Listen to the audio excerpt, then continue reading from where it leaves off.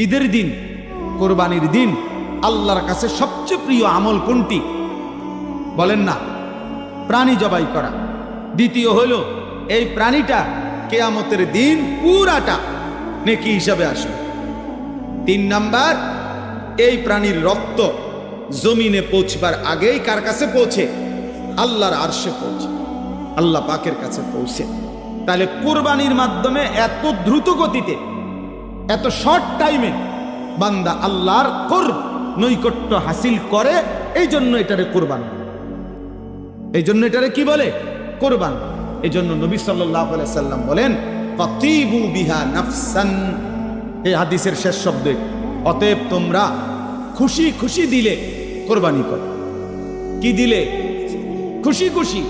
আরো 5,000 টাকা বাড়ায় নাও, আরো 10,000 টাকা বাড়ায় নাও, হ্যাঁ আরো 2,000 টাকা বেশি দাও। যেমনি সুন্দর হয়, যেমনি সুন্দর হয়, খুশি খুশি দিলে। না ফাইতে কোরবানি করতেছি, হ্যাঁ আরে আজকে 12 বছর কোরবানি করি, এবছর না করলে মানুষে কি করবে? মানুষে আপনার মাথা করবে, আপনার বাপের মাথা বলবো। মানুষে কি বলবো? মানে মানুষে বলবো আরে আপনি কোরবানি দিয়েছেন তো কিছে? মানুষে বলবে কি আর না বলবে কি? মানুষ দেখলেই কি আর না দেখলেই কি? লোক দেখানোর কোনো মানসিকতা। ইখলাস কাকে বলে? আল্লাহর জন্য কোনো কাজ, এটার অর্থ কি? ফুজাইল ইবনে আয়াজ রাহমাতুল্লাহি আলাইহি বলছেন, এটা স্পষ্ট আছে, আল আদকার কিতাবে আছে, আমি নিজে পড়ছি। তিনি বলছেন, তারকুল আমাল লি আজালিন নাস শিরকুন ওয়াল আমালু লি আজালিন নাস রিয়াউন ওয়াল ইখলাসু আন ইউআফিয়াকাল্লাহু বিনহুমা। মানুষ কিছু বলবে এই জন্য কোনো আমল ছেড়ে দেওয়া শিরক। মানুষ দেখবে, দেখুক এই জন্য কোনো আমল করা, এটাও শিরক। বুঝো নাই? তারকুল আমাল লি আজালিন নাস, মানুষের জন্য ছেড়ে দিই। আমি নামাজ পড়লাম হইলে, আমি কোরবানি দিলাম হইলে, অথবা আমি এই দানটা করলাম হইলে, কিন্তু মানুষই কি তা কয় এই জন্য দিলাম না। তাহলে মানুষ কিছু বলবে বলে ছেড়ে দিল। আবার মানুষ দেখুক, কিছু বলুক, কিছু বলুক, মানুষ এই জন্য আমলটা করা, এটাও রিয়া, এটাও শিরক। তাহলে ইখলাস কি? আল্লাহর জন্য হোক কি? তো তিনি বলেন, ওয়াল ইখলাসু আন ইউআফিয়াকাল্লাহু মিনহুমা, আল্লাহ তোমাকে উভয়টার থেকে রক্ষা করা, এটাই হলো ইখলাস। যা আমি মানুষকে দেখানোর জন্য করবো না, মানুষের জন্য ছাড়বো। ছেড়েছিও তো আল্লাহর জন্য, করেছিও কার জন্য? আল্লাহ। ভালোবাসেছি আল্লাহর জন্য, বিরোধিতাও করেছি আল্লাহর জন্য। মান আহাব্বা লিল্লাহ ওয়া আবগাদা লিল্লাহ ওয়া আ'তা লিল্লাহ ওয়া মানা লিল্লাহ ফাকাদ ইসতাকমালাল ঈমান।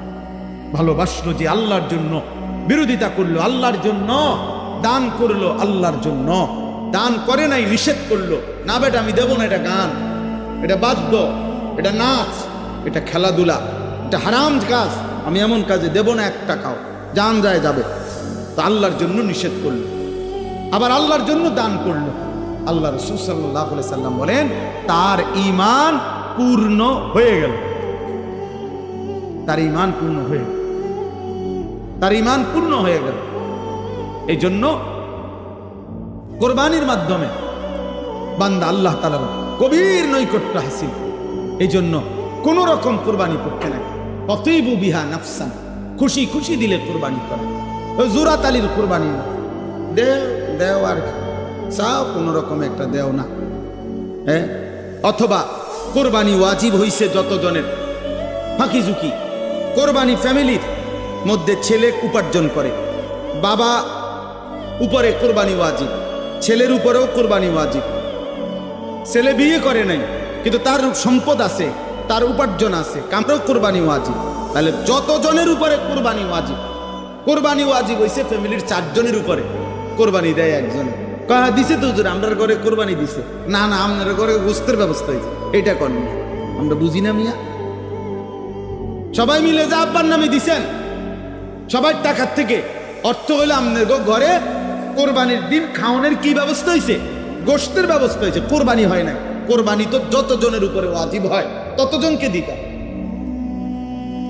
ততজনকে দিতাম। আব্বার জন্য বাড়িতে টাকা পাঠাইছি 30,000, বাড়িতে কোরবানি হইতেছে, আপনি তো প্রতি বছরই, আরে বছরের অন্য মাসে তো তুমি মিয়া বাড়িতে টাকা পাঠাও, তো হেসুমি টাকা কি কোরবানির লেগে নি দিছো? তাহলে বাবার জন্য তো মানুষ উপার্জন করার কারণে ঘরে তো টাকা দেয়, সেই এই কারণে কি তার কোরবানি মাফ হবে? তোমার কোরবানি কো? অসংখ্য মানুষ বিষয়টাকে ঝামেলা মনে করে, পেরেশানি মনে করে, ভালোভাবে বুঝতে চেষ্টা করে না। হ্যাঁ, মনে করে এই সামাজিক একটা রসুম হিসাবে। আমি এই জন্য প্রায় বলি, প্রতি বছর মনে রাখবেন, মনে তো হয় হজে গেছে অনেক লোক, কিন্তু ফরজ হইছে কতজনের উপরে, গেছে কয়জন সেটা বলে। প্রতি বছর তো মনে হয় অনেক গরু জবাই হইতেছে, কিন্তু কোরবানি ওয়াজিব হইছে কয়জনের উপরে, আর আদায় করছে কয়জন সেইটা বলেন মি, সেই হিসাব বলে। কি পরিমাণ মহিলাদের উপরে কোরবানি ওয়াজিব। বর্তমান সময়ে একজন মহিলার কাছে যদি কিছু স্বর্ণ এবং নগদ জমা টাকা, এই 3 দিন 10ই জিলহজ মানে কোরবানির দিন এবং পরের 2 দিন, এই 2 দিন 3 দিনে যদি কোনো মহিলার কাছে কিছু স্বর্ণ আর কিছু জমা টাকা আছে, মনে করেন মহিলার কাছে 1 ভরি স্বর্ণ আছে, 10,000 টাকা আছে, অতিরিক্ত টাকায়, মহিলাদের এত অতিরিক্তই, এবার ডিকিডি দিয়ে বাজার করবো নি, জীবনও করতো না, বাপরে বাপ, চিনি না। আপনার এগুলো দরকার পুরানো হয়ে দেব, গুনে ধরে দেবো দরকার হলে টাকা এগুলো, তাইলে এগুলো আপনার তার কাছে জমা আছে। তাহলে এই 10,000 টাকা এবং 1 ভরি স্বর্ণের দাম একসাথ করলে 52.5 ভরি রূপার যেই দাম, এই 52.5 ভরি রূপার দাম যদি 1,000 টাকা করে ভরি হয় 52,500, যদি 1,500 টাকা করে রূপার ভরি হয়, তাহলে 52 অর্ধেক কত? 26,000। তো তাহলে 52 লগে 26 যোগ করলে 78। হ্যাঁ 78, আরো মনে করেন হেনে 500, এনে 250, 750, তো কত হইল? এই 78,750 টাকা, মনে করেন 1,500 ধরছি, সর্বোচ্চ 1,500 টাকাও যদি রূপের বড়ি হয়, তাইলে 78,750 টাকা হয় 52.5 ভরি রূপার দাম। তাহলে এই পরিমাণ টাকা যদি স্বর্ণ এবং ওই জমা টাকা মহিলা এই দুইটা মিলাইয়া যদি হয়, তাহলে এখন স্বর্ণ 1 ভরির দামে তুমি 1,00,000 টাকা, তাইলে স্বর্ণ এবং ওই টাকা মিলাইলে 78,750 টাকা হইছিনি, ওই আরো পার হয়ে গেছে কত আগে। তাইলে এই মহিলার উপরে কোরবানি ওয়াজিব কিনা? নিঃসন্দেহে কোরবানি ওয়াজিব, নিঃসন্দেহে কোরবানি। আমি আজকে সকালবেলা মহিলাদের মজলিসে এটা বলছি, আপনাদের অসংখ্য আগে আমরা মা চাষিদের আমলে মহিলাদের কাছে টোটালি টাকা থাকতো না, বেশিতে বেশি 20-50 টাকা, 100-200 টাকা।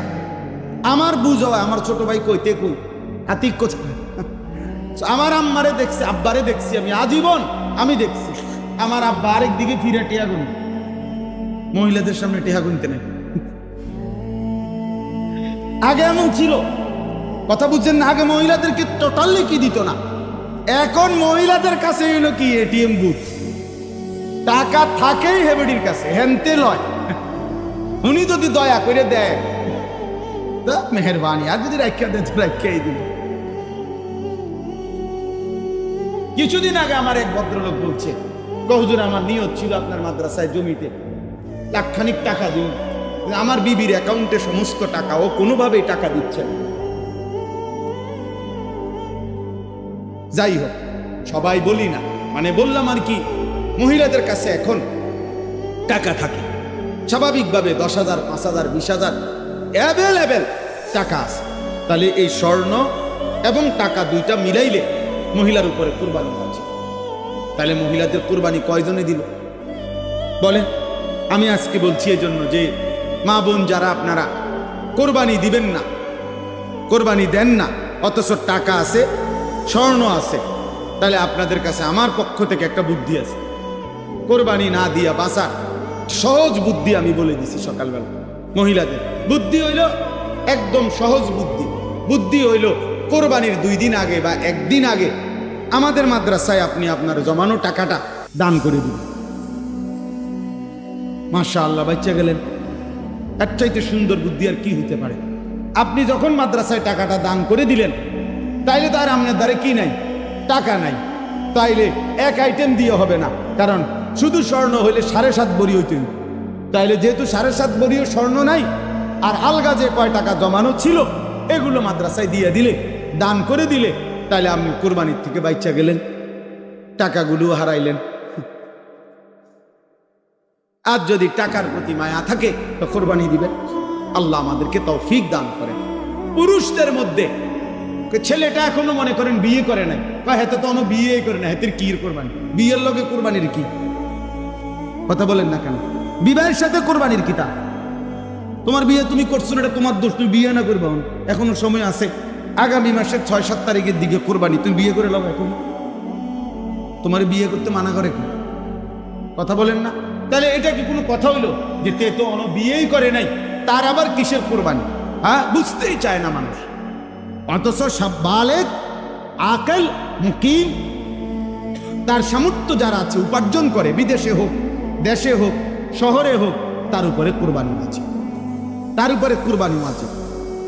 আল্লাহ নবী সাল্লাল্লাহু আলাইহি ওয়াসাল্লাম বলছেন, ওয়াজিব হওয়ার পরেও যে কোরবানি আদায় করলো না, খোদার কসম নবী বলছে, মান ওয়াজাদা সাআতান লিআন ইউদাহিয়া ফালাম ইউদাহি, কোরবানি করে নাই অথচ সামর্থ্য ছিল, ফালা ইয়াকরাবান্না মুসাল্লানা, সে যেন আমাদের নামাজে না আসে, সে যেন ঈদগাহে না আসে, সে যেন মসজিদে না আসে।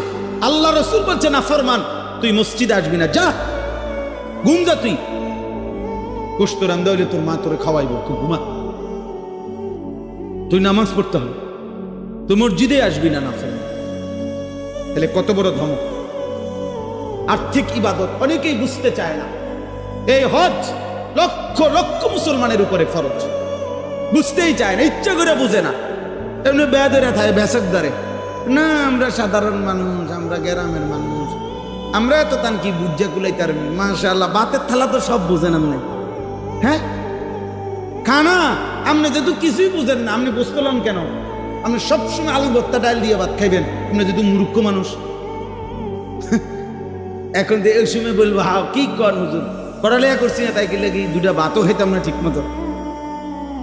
দুনিয়া বুঝার বেলায় কি 100 দুনিয়া সব বোঝে, বিএস বুঝে, সিএস বুঝে, আরএস বুঝে, গ্রামে কাল লগে কোনান দিয়ে ফেস লাগাই তৈব।